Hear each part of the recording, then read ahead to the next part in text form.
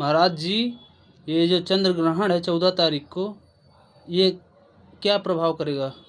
देखो, ये जो चंद्र ग्रहण है, अभी तक के सभी चंद्र ग्रहणों में इस वर्ष के समस्त चंद्र ग्रहण और सूर्य ग्रहण समाप्त हो चुके हैं। ये अंतिम चंद्र ग्रहण है। इसमें विशेष बात यह है, एक तरीके से ब्रह्मांड को रीसेट किया जा रहा है। ब्रह्मांड एक तरीके से रीसेट हो रहा है, तो ये एक बहुत बड़ा पावर जनरेट होगा। इससे परिवर्तन, अर्थात ब्रह्मांड के संतुलन के परिवर्तन को ये चंद्र ग्रहण नियमित करेगा, निहित करेगा, निश्चित करेगा। इस परिवर्तन से मानवीय जीवन में भी बहुत बड़े परिवर्तन आने वाले, ये बात ध्यान रखिए। जैसे कि पूर्णिमा भी है और चंद्र ग्रहण भी है, और विशेष बात यह है कि इस बार जो ये चंद्र ग्रहण है, यह संपूर्णतः लाल रंग का संपूर्ण चंद्र ग्रहण होगा। आप पुराने ग्रंथों में उठा के देख लीजिए, बहुत प्राचीन घटना है। महाराज संत ज्ञानेश्वर के जीवन में जब वो 16 वर्ष के थे, तब ये चंद्र ग्रहण उनके जीवन में आया था, और उससे उन्होंने जो जो भविष्यवाणी किया था कि यह घटना घटित होगी मनुष्य के जीवन में, वो सब कुछ हुआ था। ये चंद्र ग्रहण भी इसी प्रकार ब्रह्मांड को रीसेट, कई शताब्दियों के बाद, कई ऐसे वर्ष बीतने के बाद, दशकों के बाद कुछ ऐसा संयोग बनता है। बुध और शुक्र भी इसमें राशि बदल रहे हैं, ठीक है जी।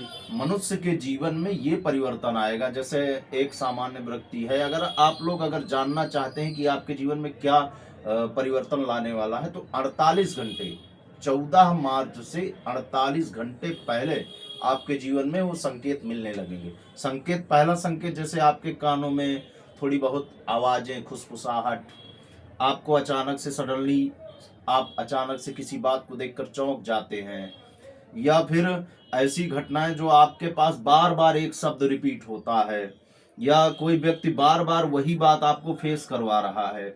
मतलब कई चीजें आपके साथ ऐसे 10-12 लक्षण मैंने निकाले हैं। ऐसे लक्षण आपको ये संकेतित कर रहे हैं कि आपके जीवन में ये चंद्र ग्रहण प्रभावशाली रहेगा, ठीक है। ये एक तरीके से पावर जनरेट होगी, और यह पावर जनरेट होने से मनुष्य के जीवन में बहुत बड़ा परिवर्तन आएगा। छोटा मोटा नहीं, बहुत बड़ा परिवर्तन आएगा, जिससे मनुष्य अगर इसका सकारात्मक यूज करता है, अगर सकारात्मकता सोच से इसको लेता है और अपने जीवन में इसको फॉलो करेगा, तो बहुत बढ़िया काम कर सकता है मानव अपने जीवन में।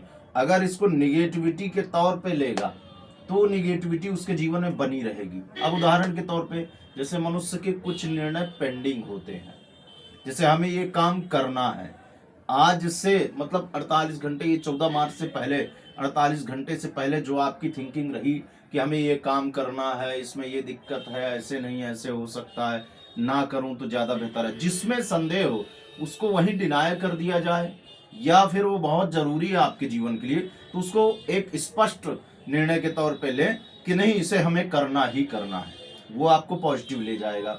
दूसरी चीज, कुछ बुरी आदतें हैं जो मनुष्य के जीवन को बहुत ज्यादा प्रभावित करती हैं। बुरी आदतों को यहाँ से त्यागा जा सकता है। जो भी आदत आप त्याग दोगे, अपनी जैसी दिनचर्या बना लोगे, इन 48 घंटों में आपके जीवन भर वही दिनचर्या चलने वाली है, ये स्पष्ट है। दूसरी चीज, आपके अंदर कुछ विचार, जैसे डीप सोचना है, बार बार मत बदल देना है, बार बार विचार बदल देना है, इनडायरेक्टली नहीं, किसी प्रकार से कोई संकेत मिल गया, आप विचार बदल दिए, निर्णय बदल दिए, अपने जीवन में उथल पुथल देख रहे हैं, आप कई प्रकार से परेशान हैं। ये ब्रह्मांड का परिवर्तन आपको इन सब चीजों से दूर रह करके एक सकारात्मक दृष्टिकोण से प्रेरित कर रहा है।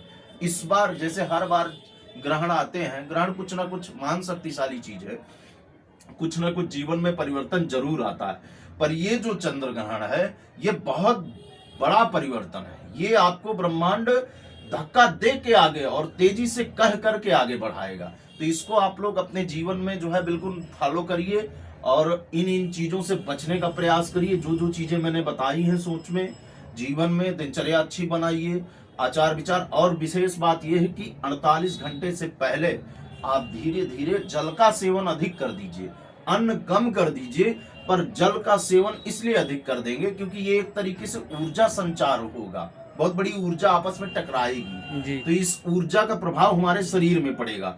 तो ये जो जल है, अधिक मात्रा हमारे शरीर में जल की पाई जाती है, तो जल एक तरल तरल पदार्थ है, ये बहुत ऊर्जा शक्तिशाली है। इसलिए जल के सेवन से हमारा शरीर इस परिवर्तन को झेलने के लिए उपयोगी बन जाएगा और ये एक तरीके से बहुत अच्छा अवसर होगा कि हमारा शरीर उस योग्य हो जाएगा, उस परिवर्तन को ग्रहण करने के योग्य हो जाएगा।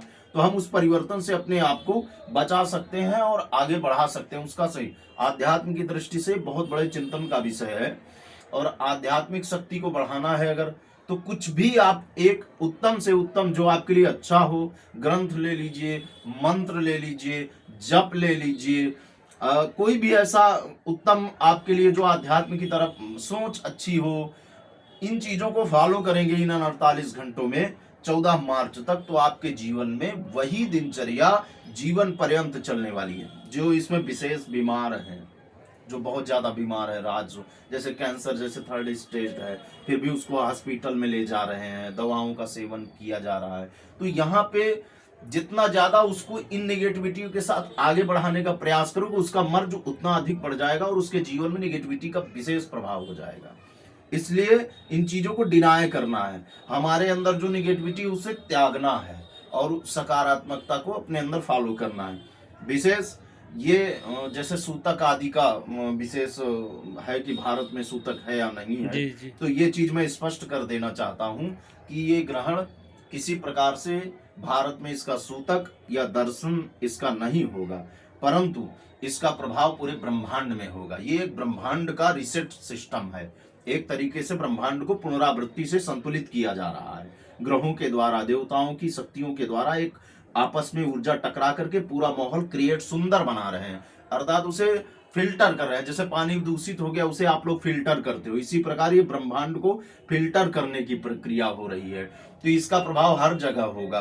पर सूतक की अवधि जैसे ये ग्रहण दक्षिणी अमेरिका, यूरोप, प्रशांत महासागर, दक्षिण महासागर, इन जगहों पर प्रभावशाली रहेगा और वहां के समय अवधि के हिसाब से रात्रि 9:45 से ग्रहण आरंभ होगा, सुबह के 6 बजे तक इसका प्रक्रिया चलेगा। पर भारत के समय अनुसार दिन में ये घटना घटित होगी और इसका संपूर्ण प्रभाव भारत क्या पूरे ब्रह्मांड में देखा जाएगा। इसलिए इस ग्रहण को आप साधारण ग्रहण ना माने, ये एक तरीके से ब्रह्मांड के संतुलन की प्रक्रिया है और इसमें आप सब लोग सहयोगी रहे और अपने अंदर जो चीजें बदलनी चाहिए उनको बदलना चाहिए, जो निर्णय लेना चाहिए। जैसे हम जिसके साथ नहीं रहना चाहते उसके साथ जबरदस्ती रह रहे हैं, नहीं, उसे छोड़िए, आप डिनाय करिए, आगे बढ़िए। हम किसी बात को स्वीकार नहीं करना चाहते फिर भी मजबूरी व स्वीकार करने, उस चीज को वहीं छोड़ दीजिए, उस बात को स्वीकार मत करिए, डिनाय कर दीजिए और एक अच्छे सुझाव के साथ, अच्छे विचार के साथ इस ग्रहण से आप लोग अपने जीवन में आगे बढ़िए और इसका पूर्ण ऊर्जा का सकारात्मक लाभ लीजिए और उत्तम से उत्तम आपके जीवन में प्रभाव होगा। जय हिंद।